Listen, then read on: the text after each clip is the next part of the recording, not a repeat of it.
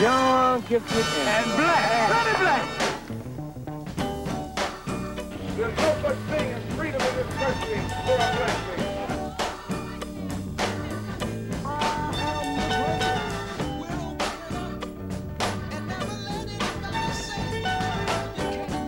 I have a dream. Our history runs parallel with the music, because our history is interpreted through the music. And you can get a timeline on black history the last 100 years better than any school could teach you. Political messages have always been in black music. It's better than a newspaper. It's better than television. It's better than anything. Music is probably the best communicator that there is.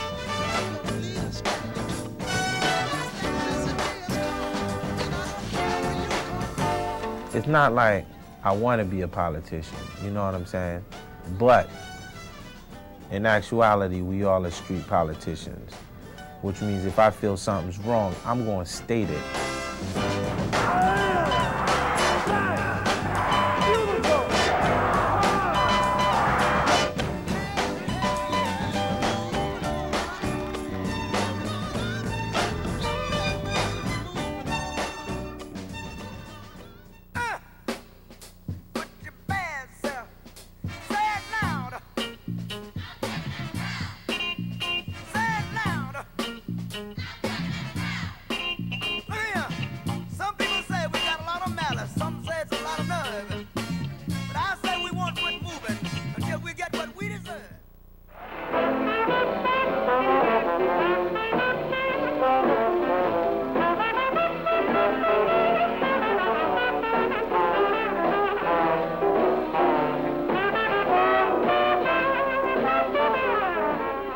Tradition going back from the time of slavery on of a kind of subtle protesting in black music. Feel like old Ned, wished I was dead. You had a song in the 20s, Fats Waller and Andy Rassif wrote, What Did I Do to Be So Black and Blue? Louis Armstrong singing. Even the mouse ran from my house. They laugh at you and scorn you too. And it was almost like a kind of inside joke. It was something that a black audience would pick up on. A lot of times a white audience wouldn't. I'm white inside. That don't help my case. 'Cause I can't hide what is in my paper, butches, those how would it end? Ain't got a friend. My only sin is in my skin. Well, I do. To be so black and blue.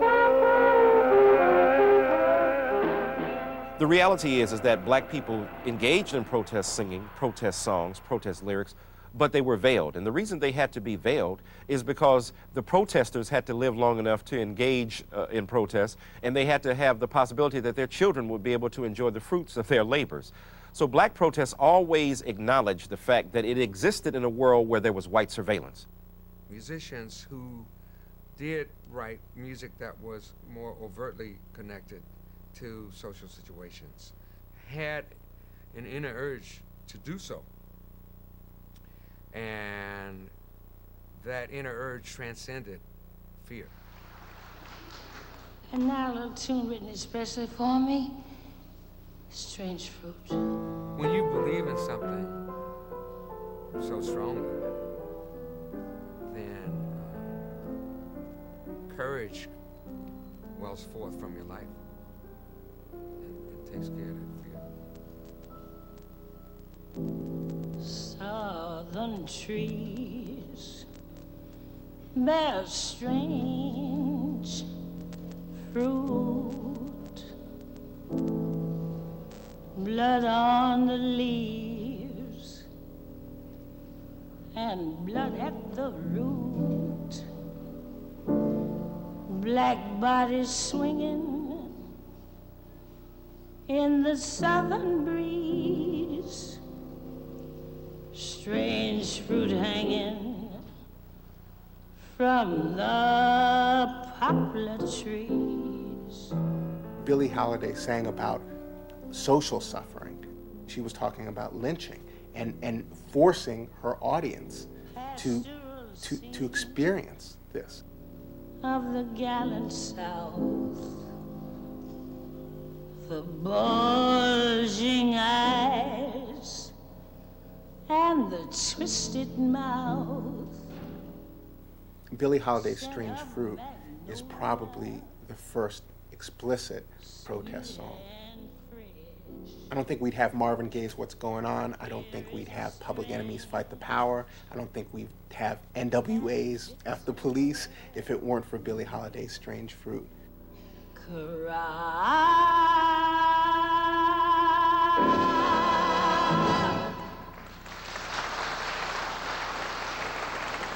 It must have been really tough for Billie Holiday to be in Artie Shaw's band, you know, because she's a very proud woman, you know, hiding in the back of the bus so people couldn't see a black woman in there when she was driving through the South, you know, staying in hotels different than her bandmates, having them bring her food out to the bus because she couldn't go in the restaurant.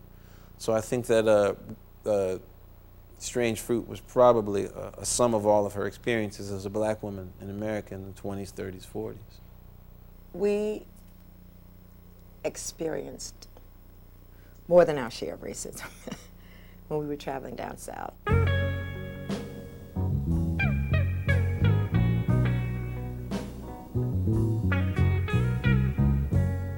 I remember we were on tour, and the first time we stopped and we filled up a car in the service station, and I had to go to the restroom. And the guy said, well, niggers don't use our restrooms. I said, what'd you say? And he repeated it. I said, we just filled up our car at your tank, and we can't use your bathroom. It's just a matter of time.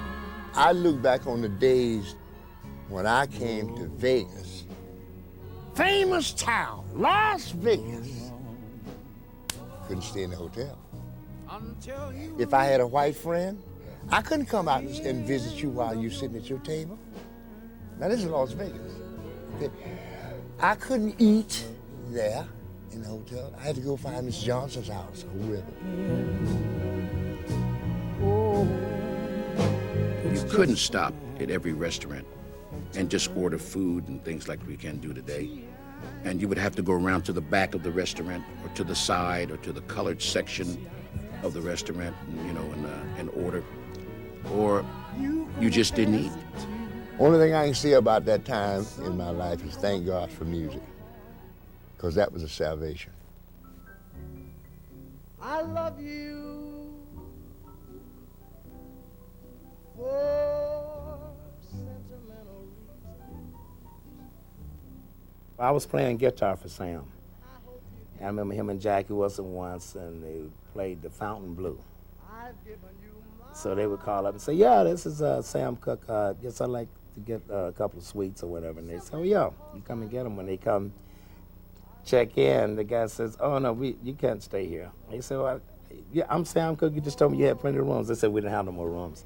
So he said, I'm tired of playing places that I can't stay in. And say we'll never part. The frustration of thinking that if I'm carrying this kind of weight and I'm selling these kind of records, somebody's got to take a stand. Somebody's got to be the person to stand up and say, I'm not going to do it. The last song that he did was Change Is Gonna Come. He did that song, and that's when there became an awareness. That's when all of the, I don't know if you would say protests, but the social statement songs started to come around. I was born by the river in a little tin. After I had taken a seat on the bus, the driver demanded that I give this seat up for a white man. I didn't feel that I was being treated as a human being. I refused to give up this seat. I said no. But I know a change is gonna come. Oh, yes. We will continue the protest in the same spirit of love and nonviolence and passive resistance. Each attempt to break down segregation must be fought with every legal weapon at our disposal. We'll be demonstrating here until freedom comes to Negroes here in Jackson, Mississippi. People, let me tell you, change is gonna come. Oh, yes, it is. Oh, yes, it is. Oh, yes, it is. Had it not been for music, we couldn't have brought the people together as we did. Politicians never did do it as music did.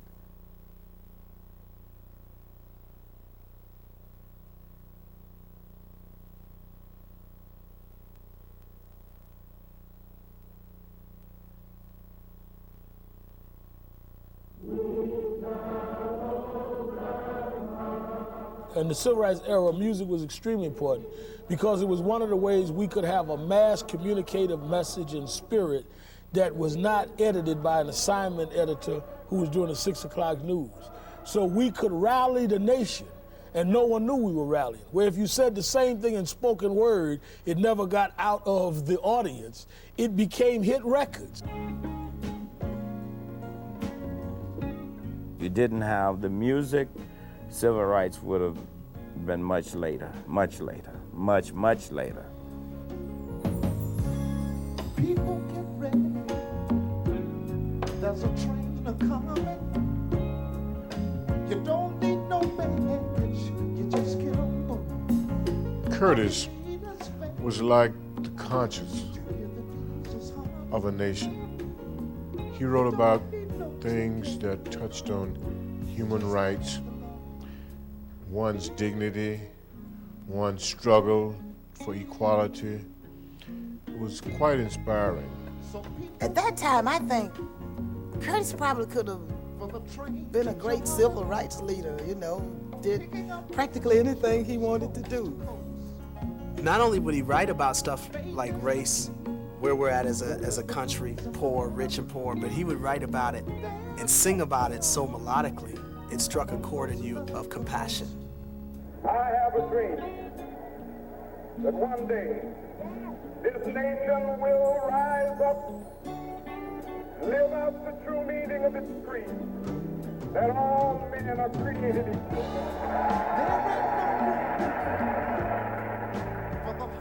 Musically, I think Curtis Mayfield merged gospel and pop with his lyrics, with his call and response, with even some of the actual musical riffs he would use. He was very much rooted in church, but at the same time had overlaps of pop. And I think that's why he hit a core in us that was like a letter from home. You could hear the underlying parts of his music was something you knew, something you instinctively grew up with. I began to write more or less for myself at the age of 12. And for some reason, as I found myself, I found through my writings that my lyrical contents would usually lend itself with some type of inspiration or message, whether it be through love, current events, or just the surroundings, the observances of what was going on during those times. Hush not you, and don't you cry. Your folks might understand you by and by. So in the meantime, move on. All of the songs really mirrored the feeling, the drive, the urge for self-esteem and self-definition.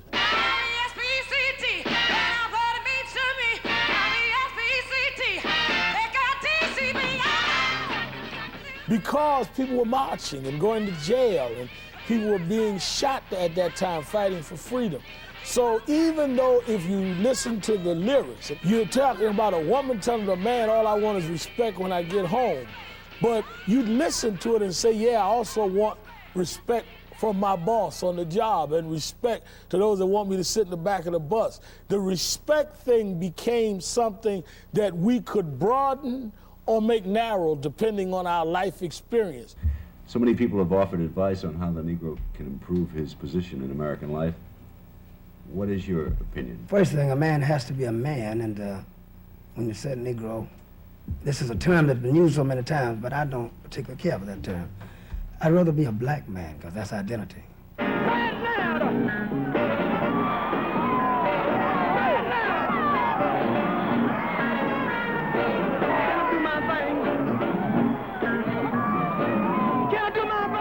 Black and he's proud. Mr. Brown is #1 soul brother in the United States. He brings out the good in me. Can I do the popcorn? He looks at everything going on and he's like, I'm black and I'm proud. And he just brings the race up 100%. And he gives people a sense of hope. And they feel so good because they say, look at this guy in the position where he's in. And he's saying that he's black and he's proud.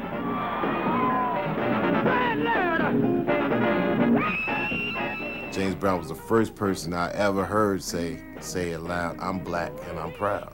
Before that, I remember we were called colored, and before that, Negroes. And say it loud, I'm black and I'm proud. And when I was 8 years old, was just such a part of the fabric of my understanding of where we was at in 1967 and 1968.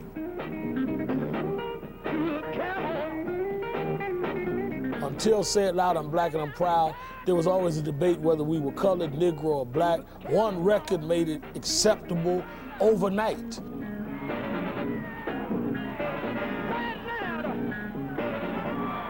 What I did, I showed them that I had pride, I fought for what I believed. And it was something I thought was obsolete when I did it. Because anybody should be proud. Black, white, red, purple, orange, green, man or woman. But it had to be said.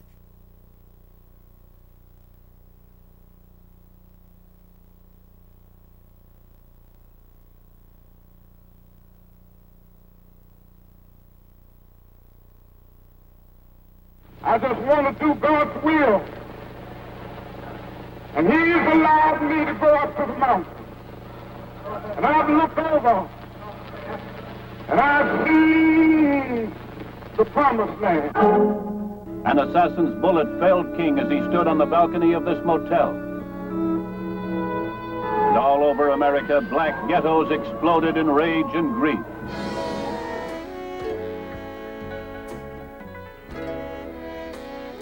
We've lost something, and we feel it deeply. And today, many people are out here on the street wondering which way they're going to turn. It's too late now. We are ready to start. We're going to finish it up. Yeah. We people who are darker than blue, are we going to stand around this town and let what others say come true?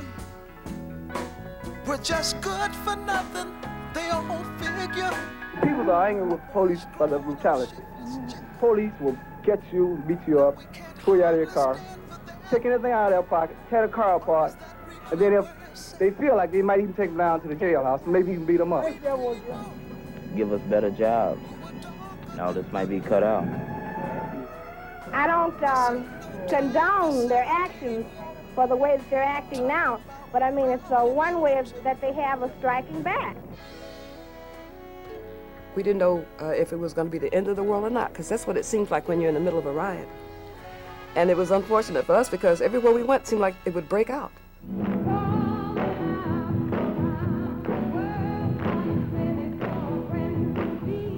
We were in Myrtle Beach, South Carolina.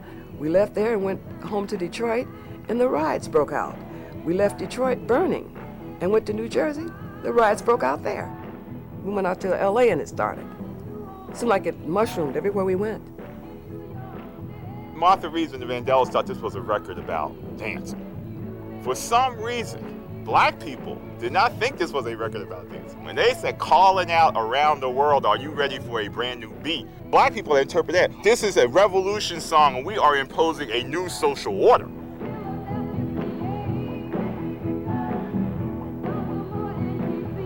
And because it was calling out the names of all these different cities, People were playing the tune during the riots. It had now become this anthem for social change. It was an incredible instance of how an audience decides to use a piece of art in a certain way. David Putt and I was writing songs like, "You Don't Know Like I Know, Hold On, I'm Coming, When Something Is Wrong, My Baby," and all those wonderful things. I was watching TV one evening and I saw the riots on TV, and it was in Detroit. And they said that whoever painted a sign on the building sold, they would bypass your building and wouldn't burn. And I thought about the night of the Passover. Remember Moses, in the days of Moses, blooded lamb on the door. Your firstborn wouldn't die. Death would pass over your house. But I saw those black people united. Even if they were rioting, they were doing something together. And I said, talking about the word soul, soul. I said, write a song about that. I'm a soul man. Say it with pride. And I told David about it. And so we worked on it. And out of that came the tune for Sam and Dave.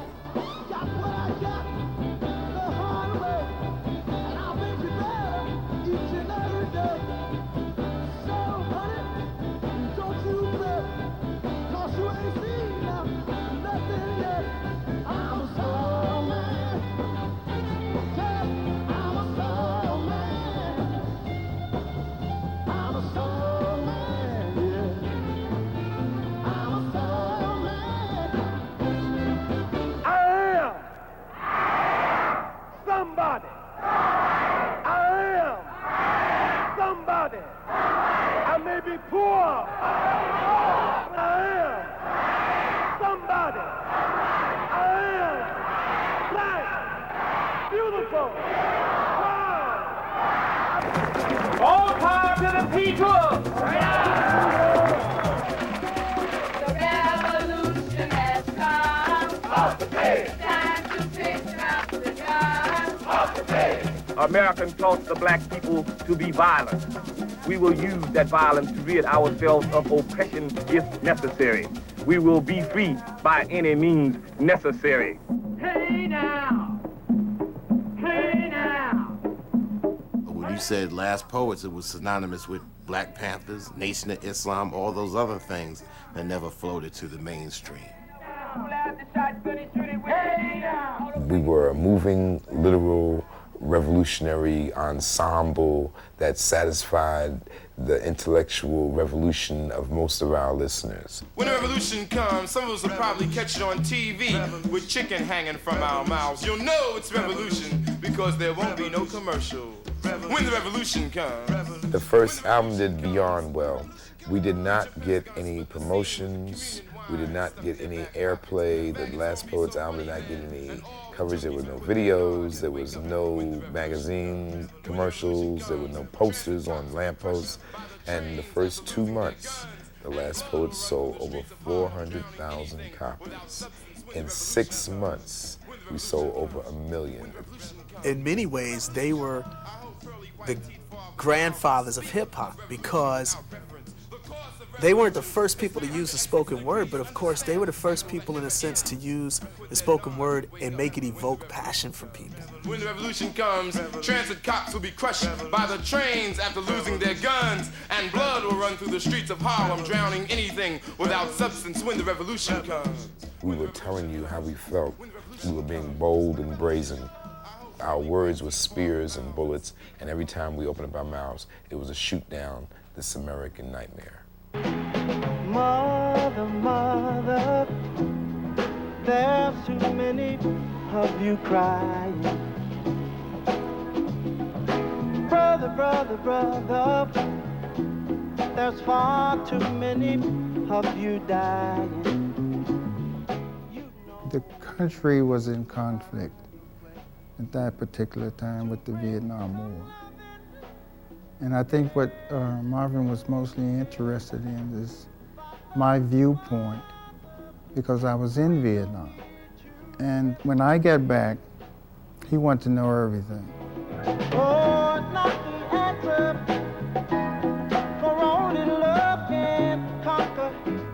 In the beginning, Motown, everything was a wonderful song and a great lyric, you know, my girl or my guy or whatever.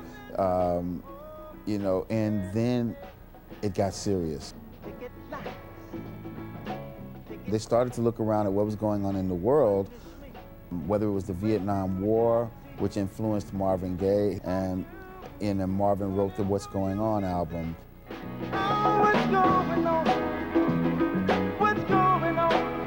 Hey, what's going on? Tell me what's going on. Ooh. And Stevie Wonder did things like Living for the City, and he became very ghetto conscious. Boys born in the hot time Mississippi, surrounded by a world that ain't so pretty. His parents give him love and affection to keep him strong, moving in the right direction, giving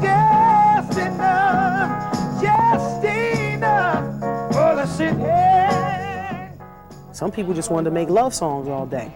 Stevie Wonder, he'd give you a love song and then flip the whole thing and give you some awareness. I mean, he got a record called Too High about a girl who was getting too high, who died at the end of the record. I mean, this is like awareness about drugs in the 70s. You know what I mean? When everything was supposed to be so free and so great, yeah, well, people were ODing too. The messages of Stevie Wonder, the messages of Curtis Mayfield, the messages of Marvin Gaye were very powerfully reflective of that ongoing struggle for black self-determination. But with the culture of narcissism in the 70s, that wiped away much of the politics of mass American society.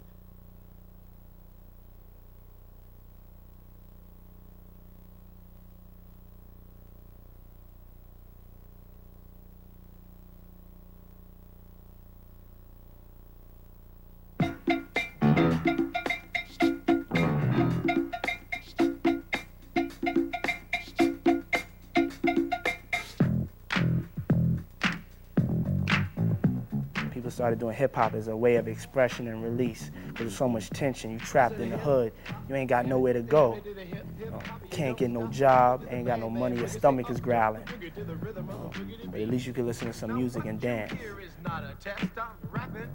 Hip-hop definitely started off as a party music, from my perspective. Coming from Milwaukee, a small town in the Midwest, listening to the first hip-hop record, which for me was Rapper's Delight. You see, I'm 6'1" and them Jones are fun, and I dress to a T.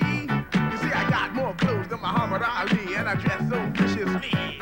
You hear Rapper's Delight, what do you hear? What were they voicing their opinion on Muhammad Ali's Cadillacs and the lack of money? And after school I take a dip in the pool, which is really on the wall. I got a color TV so I can see the Knicks play basketball. Him and talking about checkbook, could it cost more money than a sucker could ever spend? But I wouldn't give a sucker or a punk from the rock, not a dime till I made it again. Everybody go. It was party, it was guys expressing their fantasies. It was a way to forget about what's going on in the ghetto, forget about what's going on in the community, and talk about what you wish you had. The MCs of that time were talking about almost everything and anything. Who's got the most women, who's got the best clothes, and the gear, and this and that. It wasn't until a song like The Message came along that kind of just changed the whole view on hip-hop. Broken glass everywhere, people pissing on the stage, you know they just don't care. I can't take the smell, can't take the noise, got no money to move out, I guess I got no choice. Rats in the front room, roaches in the back, junkies in the alley with the baseball bat. I tried to get away, but I couldn't get far, cause a man with the tow truck repossessed my car. For the first time in hip-hop, what was being said was more important than just the way you were saying it, or just the atmosphere of the record, like just the party vibe of the record. We were kind of against the record at first because we didn't think anybody would want to hear 6 kids from the ghetto talk about urban America in that fashion. So it happened that whole damn world wanted to hear it. That hit the streets so hard because the essence of rap is to interpret the consciousness of the people. And Melly Mel hit it on the nail, like clink. Don't push me, cause I'm close to the edge. I'm trying not to lose my head. It's like a jungle sometimes, it makes me wonder how I keep from going under. that's what we felt. Them speaking on what was happening in New York was happening around the whole world. That's what it was all about, opening up and letting the world know that these problems exist everywhere.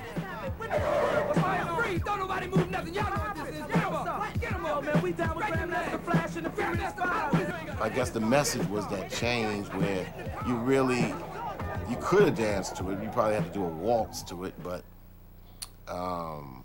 it's all in the party. I mean, even Public Enemy, we did party music, but it was probably Black Panther party music. This is a journey.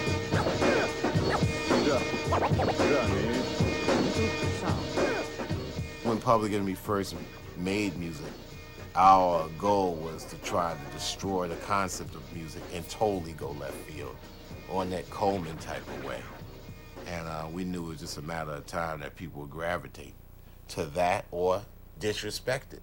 United we stand, yes, divided we fall together. We can stand tall, brothers that try to work it out. They get mad, revolt, revise, realize this. The most important rap group in the history of rap is Public Enemy, who really just came out and kind of broke everybody out of the shell and said, yo, these are the issues of the world and this is what's going on. History shouldn't be a mystery, our story's real history, not this story. We gonna work it out one day till we all get paid the right way in full, no bull. This was a platform for ideas.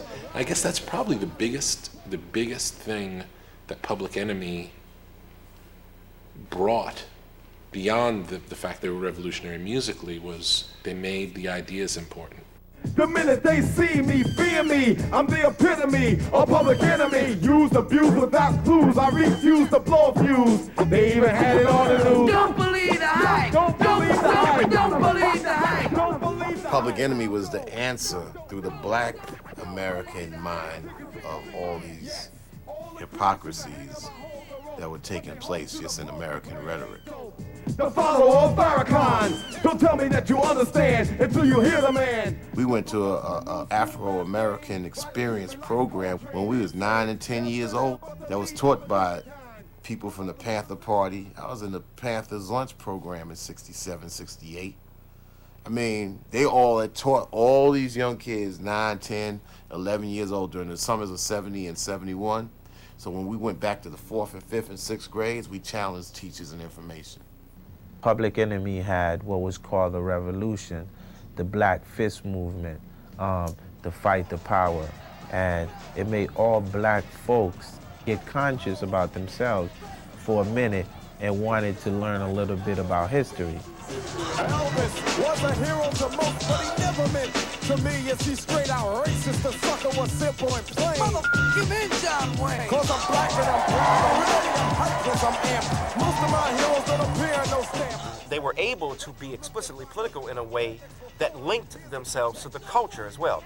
In other words, they talked about Elvis Presley and Black Revolution in the same beat. What we got to say, all the people don't delay, make everybody see, in order to fight the powers that be, fight the power.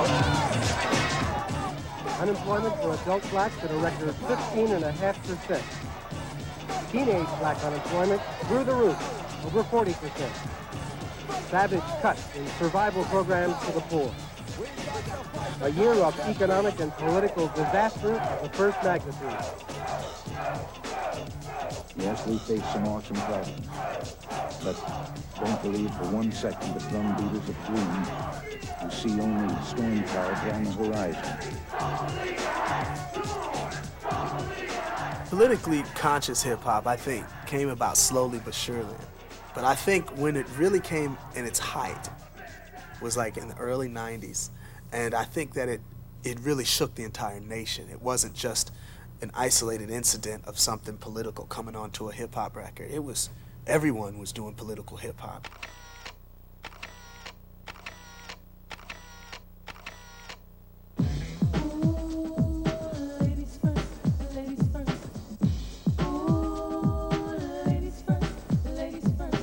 I just kind of had this sort of Afrocentric image.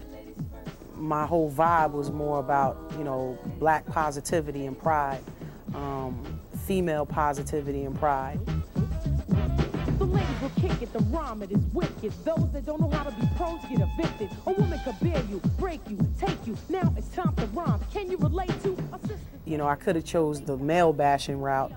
Guys ain't this and guys ain't that, and they don't do this and they don't do that, but I was more focused on what we don't do as females and how we go for half of this stuff. And if we don't go for that, then they can't pull it on us, you know? So let's feel good, more, you know, positive about ourselves, bring our self-esteem up.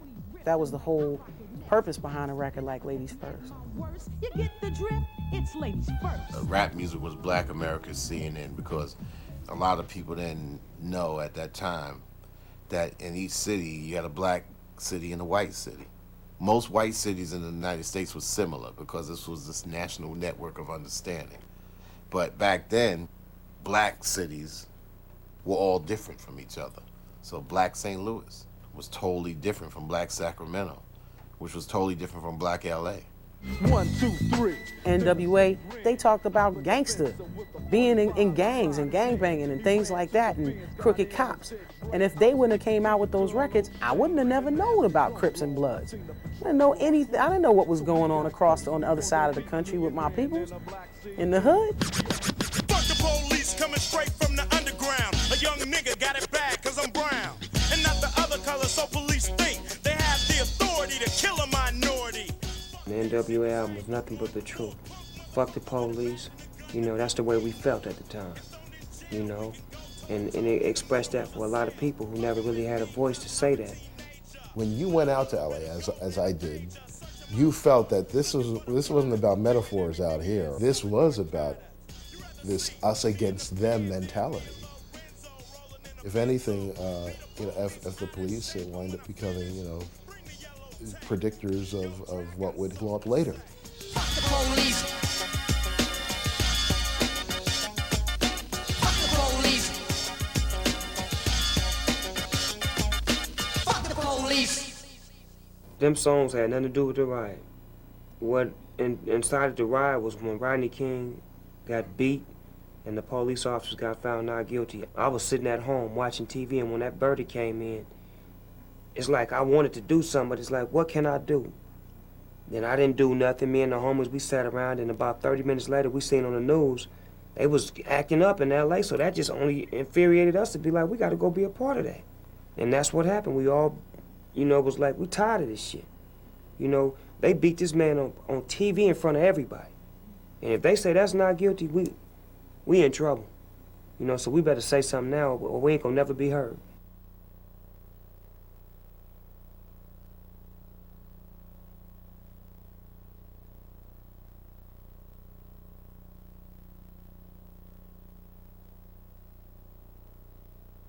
W.B. Du Bois talked about this best. There's a double consciousness in Black America, and to me, there's also double consciousness in Black music.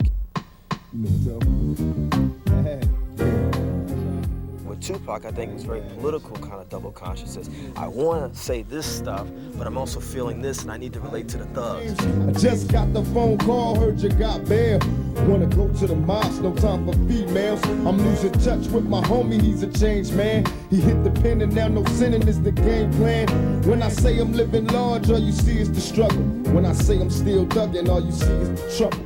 I think in his heart, Pac really wanted to be like a Malcolm X or a Dr. King. You know, but at the same time, I think he realized, you know, I'm part of these guys and I gotta speak for them. I can't even lie, cause I ain't laughing at you. You trying hard to maintain, but go ahead, cause I ain't mad at you.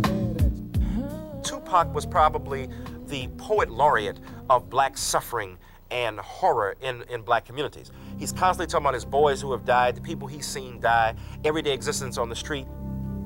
How many more funerals do we gotta go to? And how many more scenes of the crime do we gotta watch them chalk out black figures on the concrete before we realize that the only way for us to ever get out of this predicament is to struggle to survive?